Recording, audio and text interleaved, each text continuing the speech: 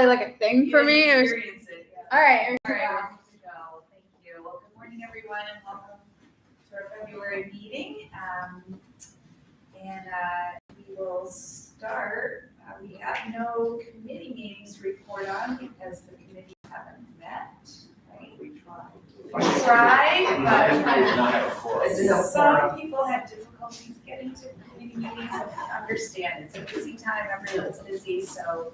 But nothing urgent that needed to be attended to, so we'll move on in the agenda, but we will review the financials. So, Jim, do you have? Yeah, I'll go over them. We have a quorum, so we don't have a report. Nothing dramatic. The fund balance is 1.1 million. The cash equivalents are at just under 270. Everything is in a money market fund right now because it's either equivalent or slightly higher than what we would get in a T-bill. And those are with NBT Bank. Cash is 230. Accounts receivable is kind of high.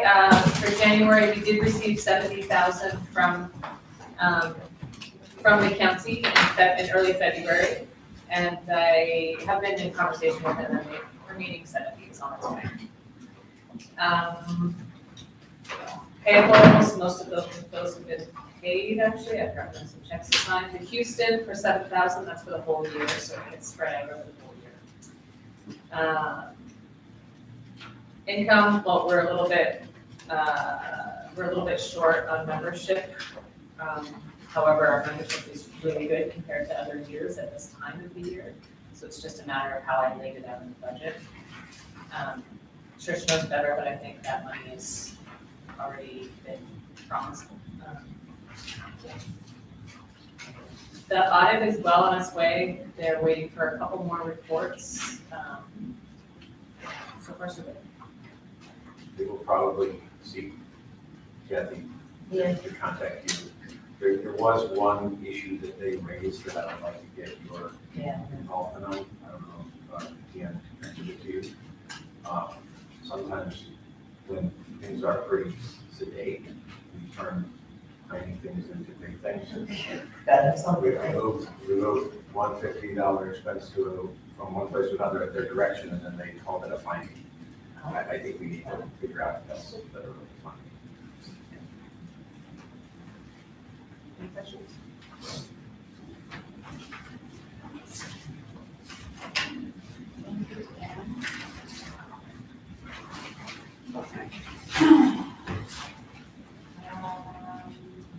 So we do the resolutions now.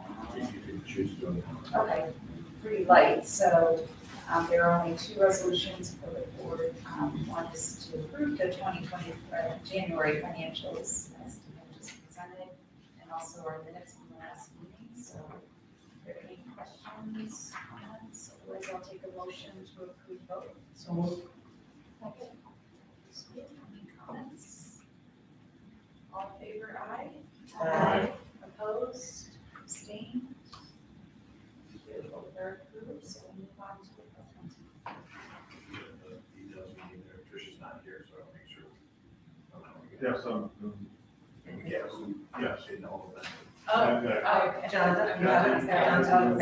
Sorry, Tricia's not here, so we're Yeah. a little at disarray. Okay, ready? So let me just start with the fact that Tricia is not here. There's a health crisis in her family, and she may be out or consistently here for quite some time. Although she did come in the middle of the night and early in the morning to make sure that all of this was organized through Trish.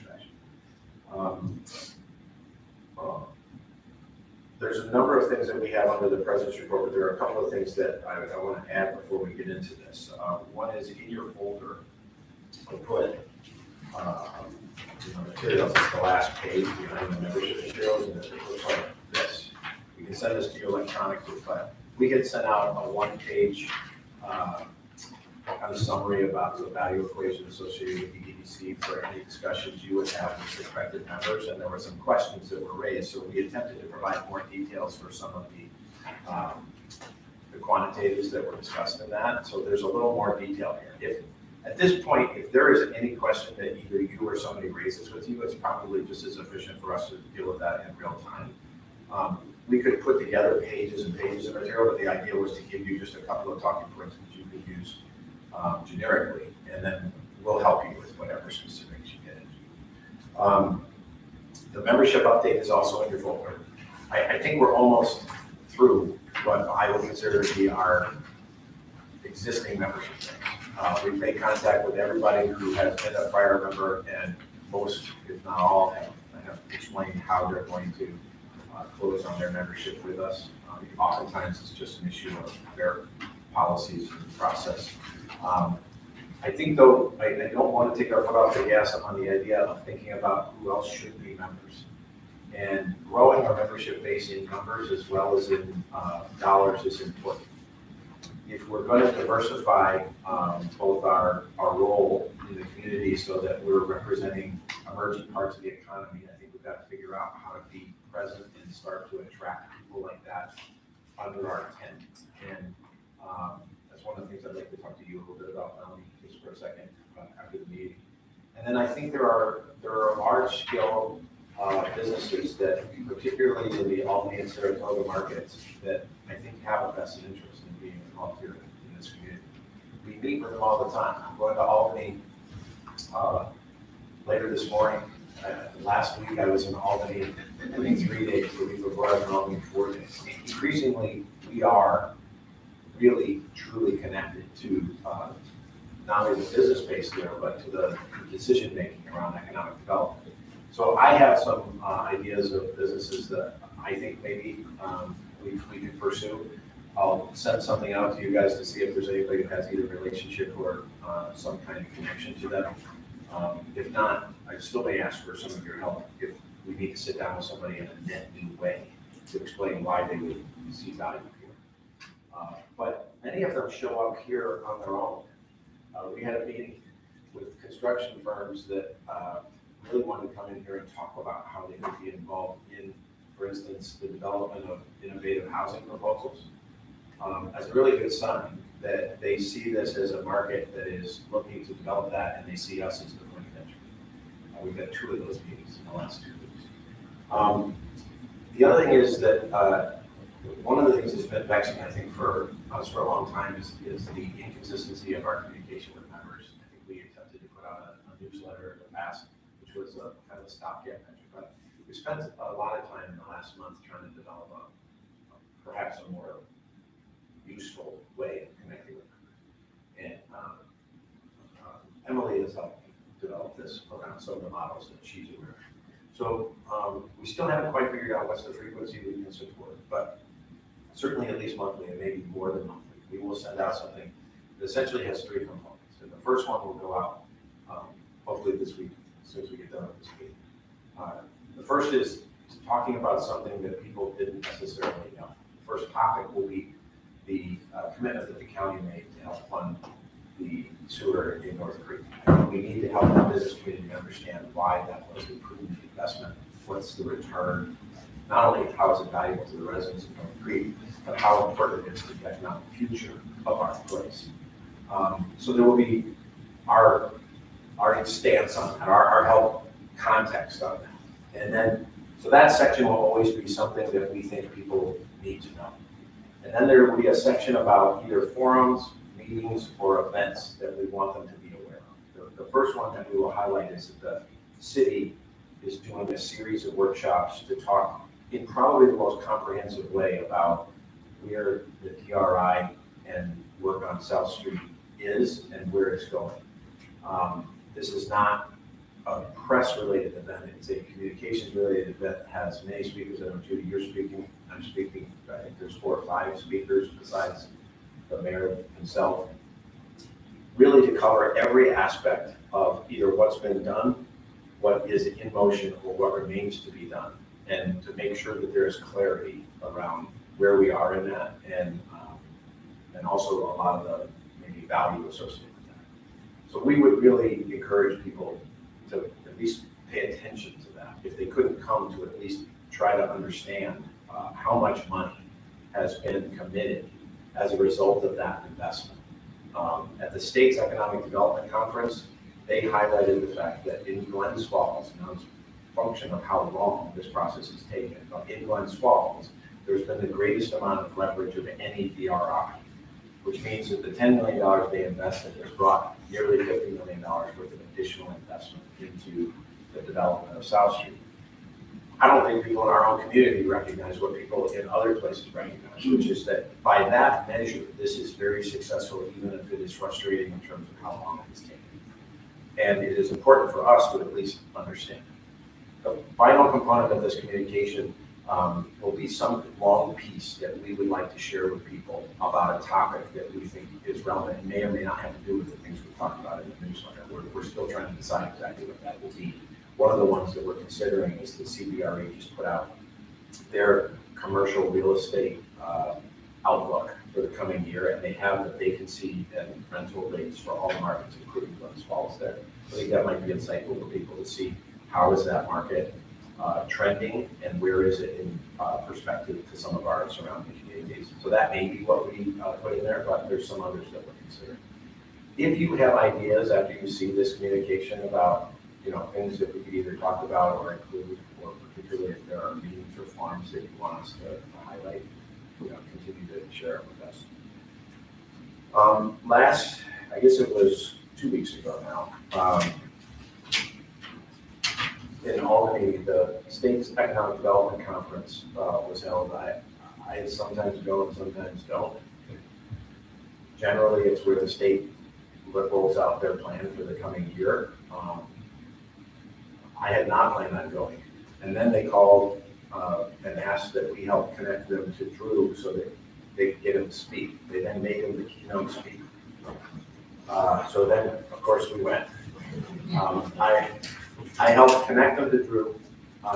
Together with Ian, we helped shape his comments. So his entire presentation is available if you're interested, but it was basically a more targeted version of some of the things that you have already seen. He's coming back to New York. He talks about why he's coming back to New York. He tries to put into perspective what New York looks like from an outsider standpoint, particularly somebody who's involved in innovative business ventures that the state is looking to be involved in. So he spends a lot of time talking about his own situation and climate, but he also talks about things that are happening here. And he highlights the idea around natural resource protection being an area that makes sense to develop as an economic development channel, not just because it would be good for us, but because it's aligned with the goals of the state, and because it is something that he perceives from outside as having a very active market that needs to be addressed. And he thinks it would be a shame if other entities were more successful at stepping in front of it than us. He does a very convincing job of that in the presentation. It was a more targeted, certainly more polished version of what you saw, but he does talk about some of the water-related things that he's involved with. As soon as that was over, the person that runs Launch New York, which is a venture funding entity that came out of Buffalo and is working its way across the state and now have a contract in the Capital District to be an early stage funding vehicle for startups. They came immediately to Drew to talk about how they could potentially help fund some of the things that he was laying out. Their focus is as long as it's going on in New York, that they would want to stand behind it. This is really important in two ways.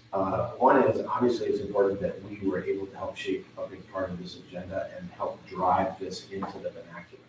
And I think the other is that we're seen as a credible partner.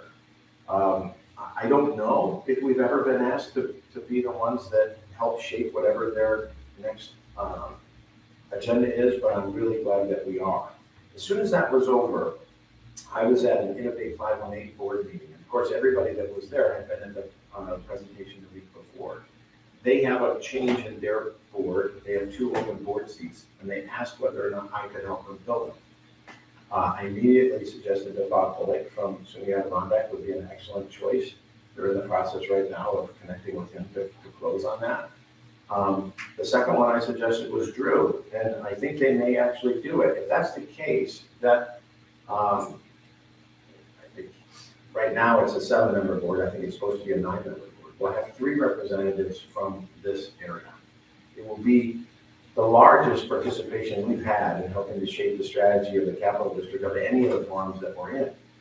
And it's not that we're fighting to get on it, I think it's that people are asking us to do it because of the things that we are doing. This feels like we're bragging. It's not so much that we're bragging as I think we're winning. I think the messaging that we have is definitely having an effect. And I think now is an opportunity for us to really capitalize on that. Those are things that aren't in your packet or aren't in the materials that I wanted to make sure you are aware of. But I think we've got to spend some time as a board thinking about what to do with this opportunity. If we're going to continue to be asked to speak, there are more topics to speak on than the ones, for instance, that I've been sharing. Sorry. I know. Which one is it? No, it's way out Oh. there. Just jump up there. All Yeah. right. No Where's worries. your basketball skills? But you know, like today is healthcare day down at the legislature. I think we could play a larger role in helping to raise some of those ideas. I think there are other, not only events that we could help get behind, but I think there are things that we could help integrate into these places that we find ourselves. Later today, I go down to CPG as part of their leadership board. They have a specific group of economic developers. I'm one of 5 that they use as a steering committee, making sure that the economic development community is having their priorities recognized in the work that CPG is doing. But all of these things are, I think, really positive developments for us. I don't think we were present in any of these places for a long time. And so I'm encouraged by that. This is also part of what we should be sharing with our members. You know, I think we're having an outsized influence, not only in how things are done here in the county, but also increasingly how things are done regionally. John, we'll set up the discussion on the contract maybe last, but John, maybe we could walk through an abbreviated version of the business activity reporting and then a deeper dive into the industry we want to cover this month, which is the medical device industry. Very quickly on business activity update, we basically are at, let's see where we are now on this chart here. We're at 58 active engagements that we've got now. We've got a running tally. We had 3 new engagements this last month. One of them is with a resource protection startup, looking for some advice on how to start up their startup and trying to go with that. The other one is a housing project up in the north country town, which we're helping to advise on and see if there's any resources for them to do that. It's a pretty significant one. It's not 6 units. It's ambitious, and so will also be challenging. But I also love that they came to us to get our thoughts before they just launched themselves into the approval and permitting process. It's in the rule, it's in the It's part. inside, yeah. And the other one we had was a hospitality property, which there's new investment in it, and they're looking for some help and what other things they can leverage to improve that. Well, look, this one, we shouldn't dance around this one, because I think they've already made themselves publicly known. This is what happens when we get positive traction with the wastewater system in North Creek. There's a significant venture that is looking to redevelop the Phoenix Hotel. You can't do it without that wastewater system, but now that it appears that the wastewater system is on a firm path, they are moving at light speed to develop that property. And the IDA has already met with them, and we have already met with them, and we are organizing whatever we can in terms of support to get that done. The sooner that we can not only deliver results against that public investment in that wastewater system, but actually be able to house more people that want to come visit that area, the better for everybody. It's the Phoenix Hotel. It's the old Copperfield. Oh. And again, I think it's really important that their first stop was here. So our identity is starting to become well known, that we are somebody who can help navigate this, we can help advocate for it, we can help people develop strategies, and we can help connect them to resources. They've also talked about a potential LDC loan, and we're working on that in parallel. As far as our industry spotlight goes, medical device, so it's spent a lot of time, Jim and I have been meeting with a significant percentage of medical device, audience in this area, especially NGO and BD, probably most consistently. It's a pretty interesting place right now, obviously with what happened on with the NGO. There's a lot of dynamics going on, but I thought we'd walk through some of the review of what's here kind of in totality. The first slide here shows just basically the overview of the amount of employment that's here, roughly 2,000 workers in manufacturing, R&D, logistics. We've always had a large location quotient. It's somewhat deceptive in the sense that we are a small market. So for a small market, we have a very high concentration of workers in the medical device industry. That's what the quotient part of it is. It's always been high.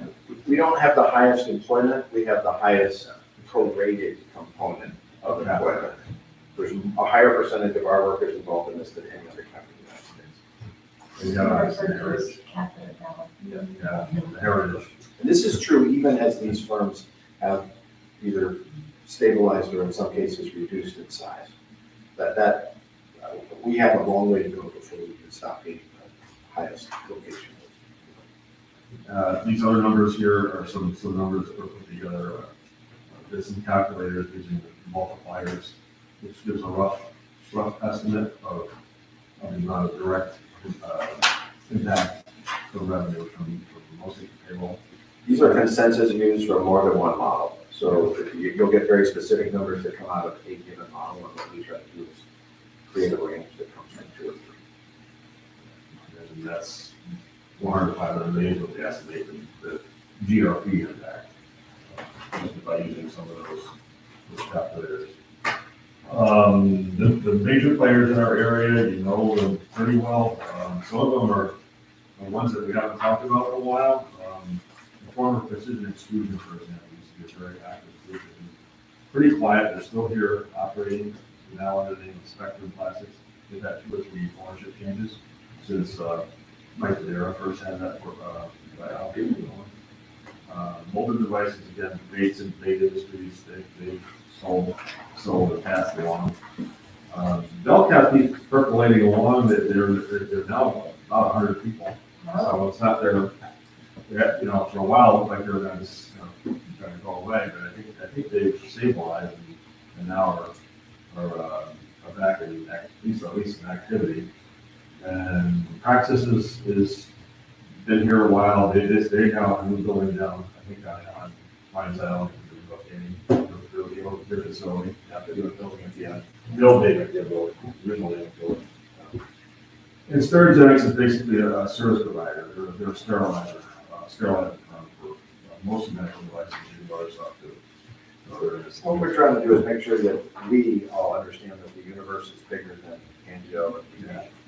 And while I think sometimes the noise can be very specific about, for instance, when Angio went through its business change and reorganization, that this is a fairly healthy sector that pretty quickly absorbs any capacity that is free. So for instance, anybody who wanted to continue to work that was leaving at Angio had a place to land, not only at BD but at others.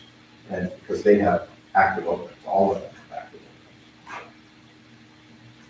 openings. The next page kind of gives you an overview of some of the larger developments going on in the industry itself, across the U.S.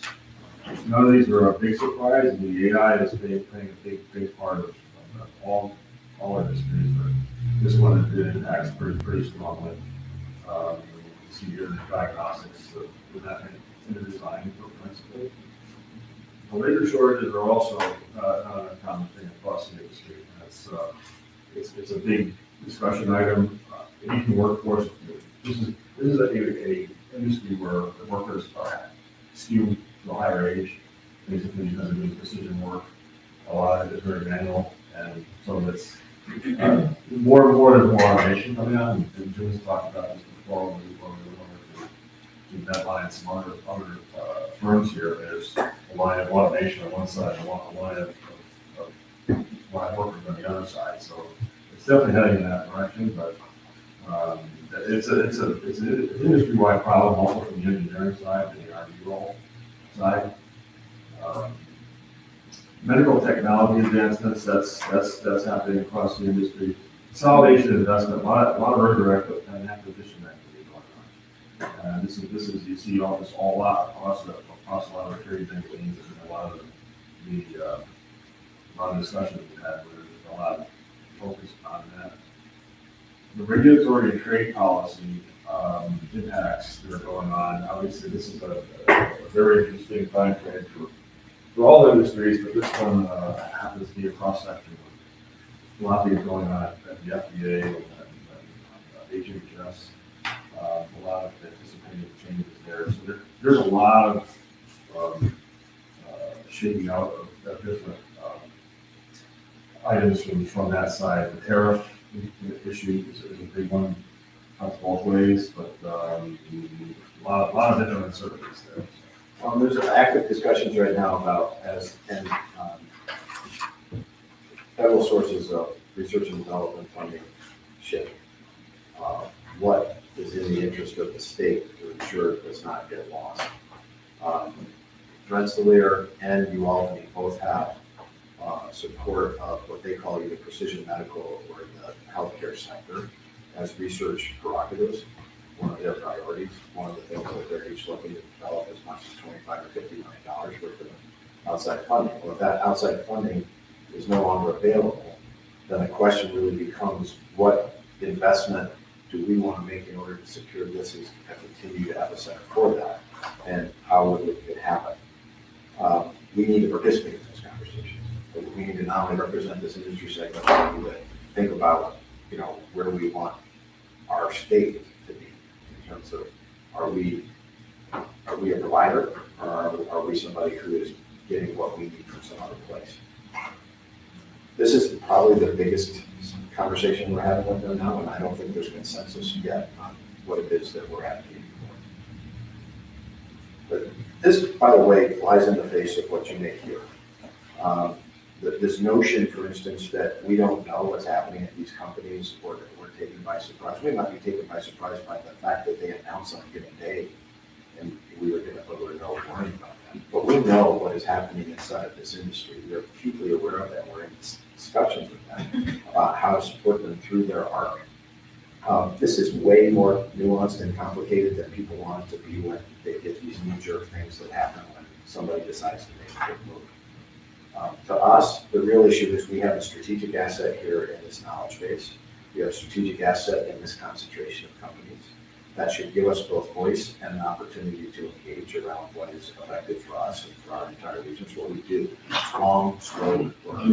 When Mark Frost shows up to me and says that we're not engaged with Angio, I think it's just not true. But we don't speak for them. We have to speak on behalf of what we believe to be in the interest of the local economy and as an objective third-party player. But I would say that John and I have been, other than in North Creek, we have been more involved in this particular sector than any other aspect of our economy over the last 12 or 18 months. And if anybody doesn't believe that, then they're not paying attention. And if you were to talk to the firms, and we don't like to stick their head up, but if you were to talk to the firms, I think that they know who we are. They know that we're partners. I put together a list of the biggest challenges involved with the local companies, and then again, no surprises here. So again, the forefront of the NGO stuff, but the supply chain is an issue. That there's a lot of different, again, uncertainties with a lot of these different accounts, but that sort of summarizes the list of things that we hear from our local companies. You know what's interesting about this? What? They do not say that they want overt incentives. When there was the tax, it was a levy on medical devices. That was a clear need that they articulated, and they wanted our help in terms of lobbying to remove that. But they do not lobby for industry-specific incentives. They're not arguing that there should be money given to them in order to either sustain or grow their operations. They have the same challenges that many manufacturers and legacy businesses in New York have. They need progress on those, and they need local support Those are the two things that they ask for, mostly because they don't have the ability to stick their head up as much as maybe they would like to. As publicly traded companies especially, their goal is to stay out of the news. And so there has to be a lot of shuttle diplomacy in this. And they do need organizations like us. I remind them of that because not all of them are members. And I think they should all be full members when they're needing that.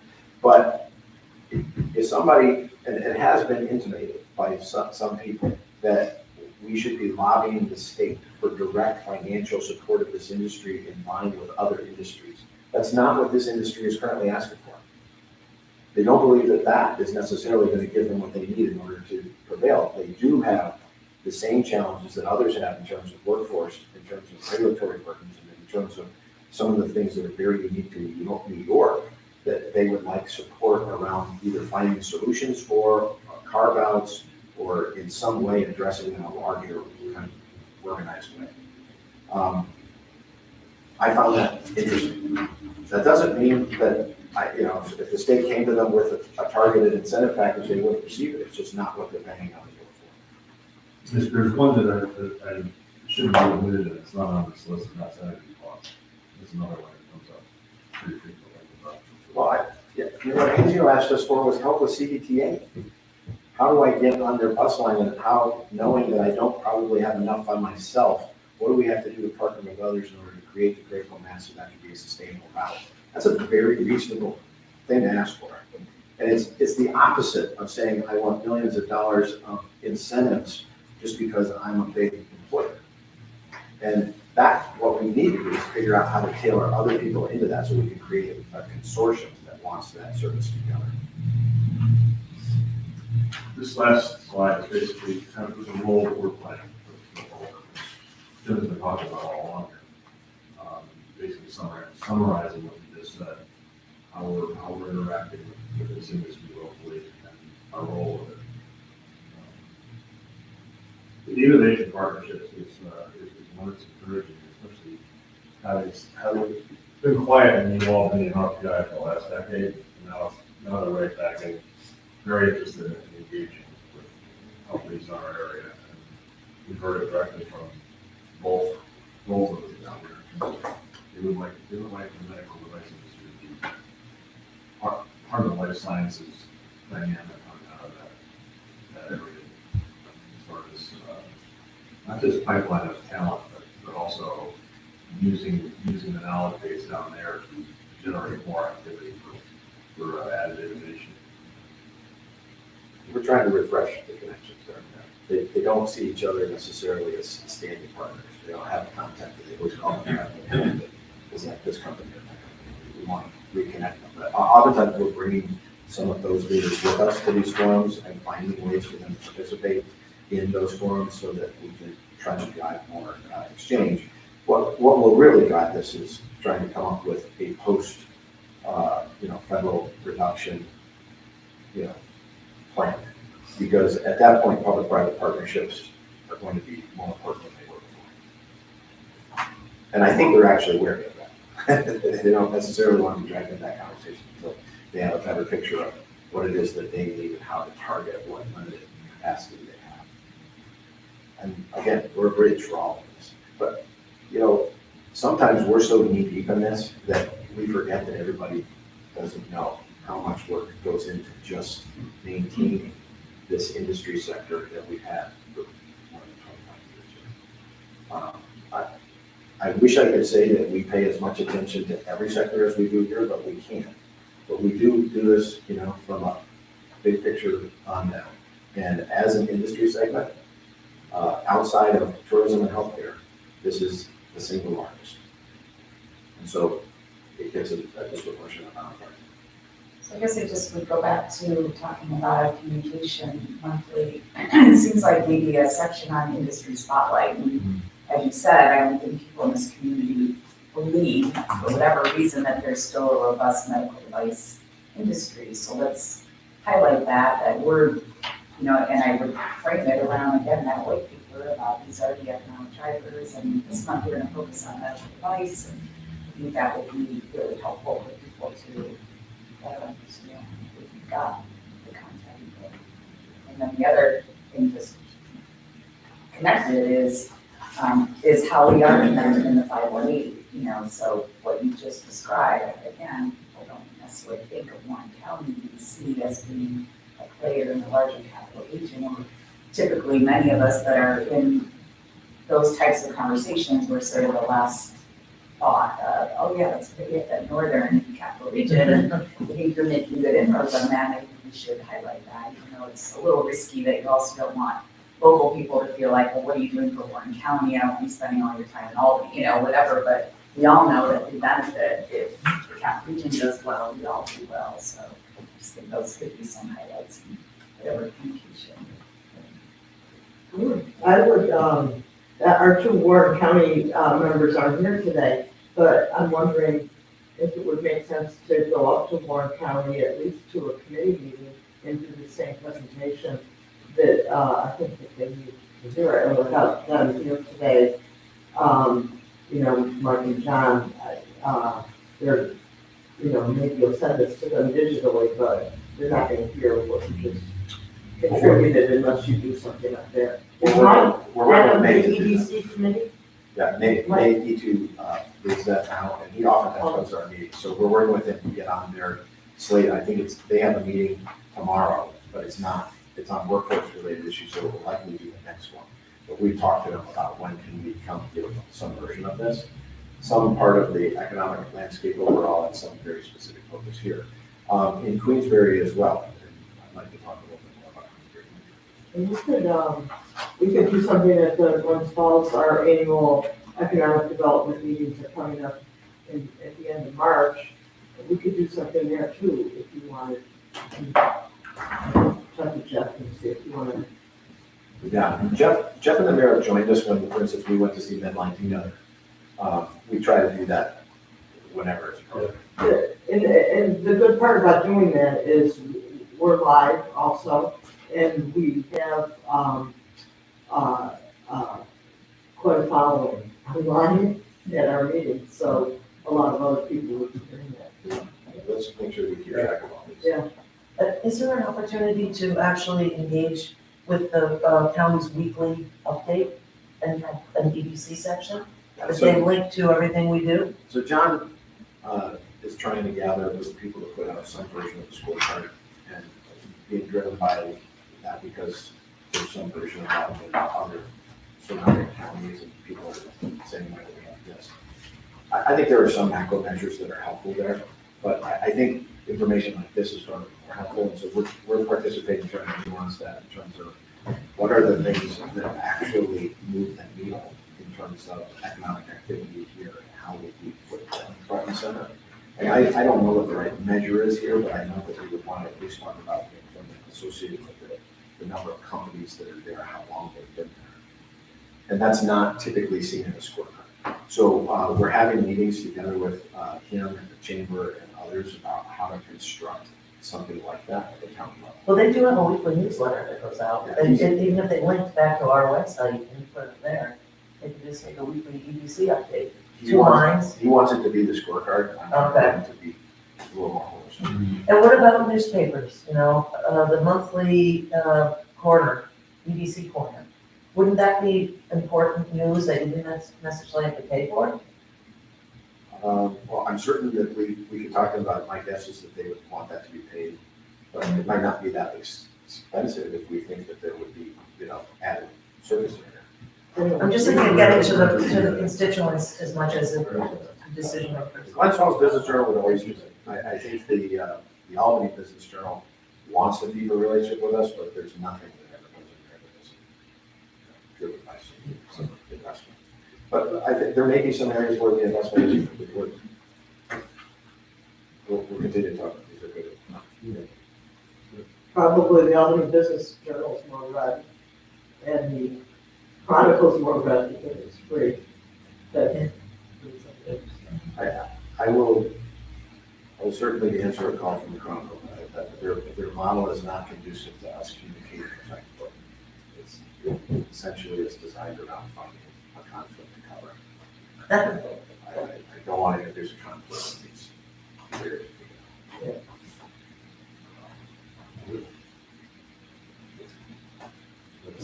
pretty much the EDC stuff.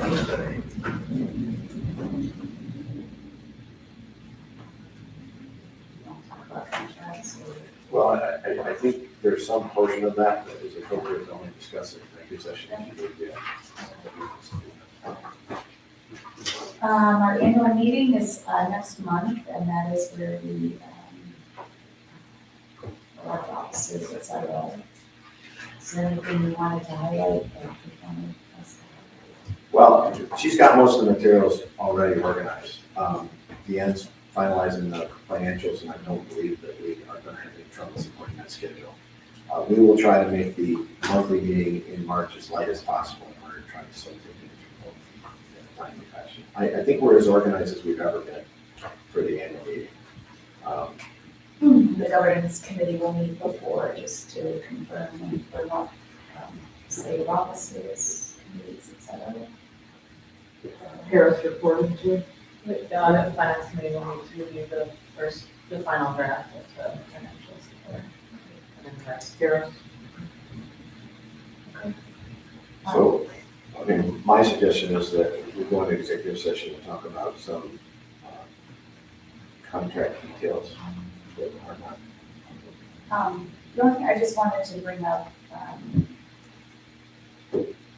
I know it's touchy and sticky and changing by the minute, but I wonder if anyone in this community is considering that should many of the cuts that are being discussed at the federal level, what impact that will have on our community. So for example, Medicaid, if that's cut to hospitals, that will have a significant impact on especially Glens Falls.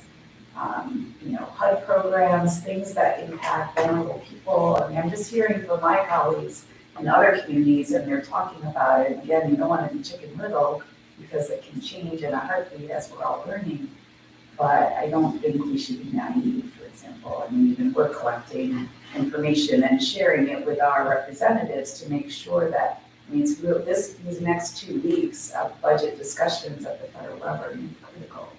And I think that anything that we can do, whether it's an industry, whether it's a community, in our case, the college, that, our elected officials need to see the real impact with real people, with real communities. So I'm not suggesting EDC take that on. We have a lot of other things going on, but I do think that things could impact our economy that we should be concerned about. And so I just raise that as I don't know if anyone's having those pockets of conversations, whether it's at the city level or county or any place. But I know we're doing it from an industry perspective, and I'm sure you are too. We don't want to get in your way. I called both Jim and Paul's office. They were going to call me today. And I think they're waiting to try to figure out what is the larger push going to be from the field overall. But then there are specifics that I think would still need to be highlighted. And we'll play that role locally to educate people. I don't know whether advocacy at the federal level is going to be particularly effective, given that the votes are literally unanimous on the Democratic side. Telling Democratic legislators that this is a problem and having them vote no doesn't appear to be the problem. And I understand that, but there are instances that I've understood where even the majority party, once they hear from their local folks, like this is, sometimes people don't really understand, even people in those elected seats, they've got a million different agencies they're trying to keep track of until they see what's happening to their constituents. It just is in our best interest to make sure they know. You do the best you can. Do you go to the whole state, or are you just going to our local, federal, and state legislators? US In our EDC. particular case, we're going to our district congressional folks, and then everyone's doing it across the state by region. And are you doing letters, calls, or what? All of that? Okay. I think it would be good to share that if you wouldn't mind, because you've already set the basis for any of the different groups. I think people they're, number one, they're afraid. I mean, the tourism industry's already feeling it. We have a reenactment on the 22nd of March, and it's based on a French historical activity, and we're not sure our reenactors will come. And, but they come from Montreal, and, they're our friends. But everybody's really, just wondering what's gonna happen. So if we all had the same approach that, that we all went to the same numbers and did all the same things, I think it might have an effect, instead of us trying to create a new list. One of the conversations I was trying to have with Paul was understanding the role that Lisa's office played in the Medicare reimbursement that they had done a number of years ago.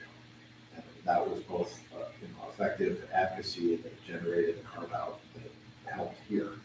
I'm not so sure whether or not that's something that we could count on right now from that spot.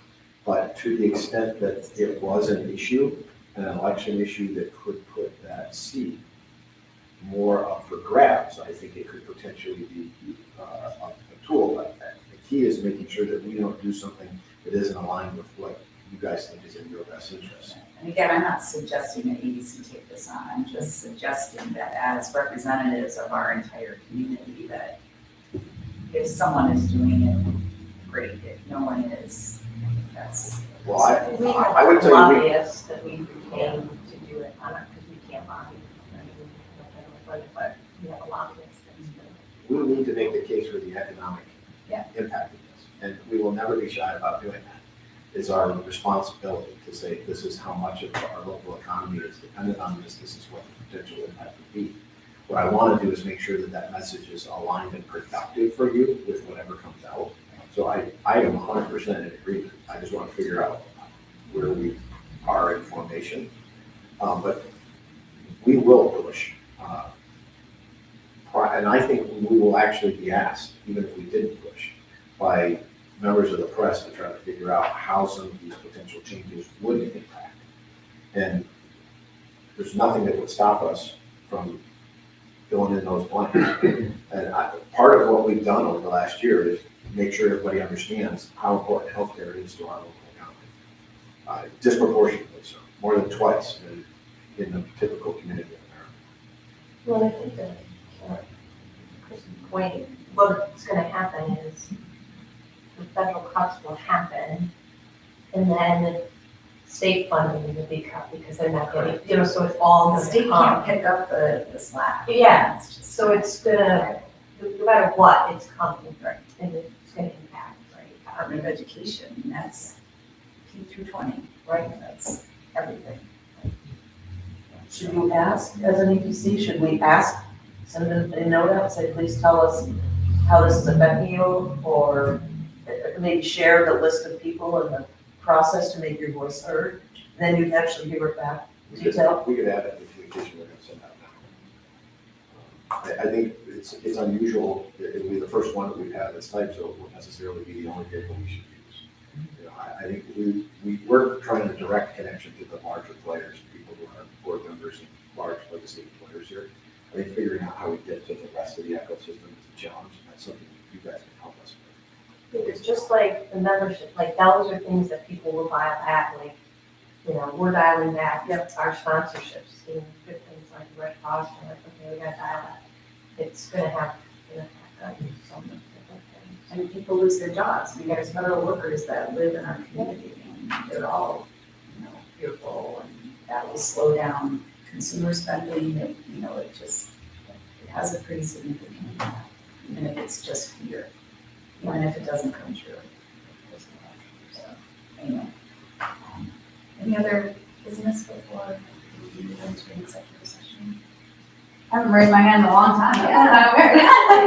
The one thing I did just want to mention before you guys go into the executive session is that I did send out an RFQ for marketing, so a request for qualifications to, just area firms on any type of marketing assistance or resources that we would need. The current one expired at the end of 2024, so this one will be for 2025 to 2028.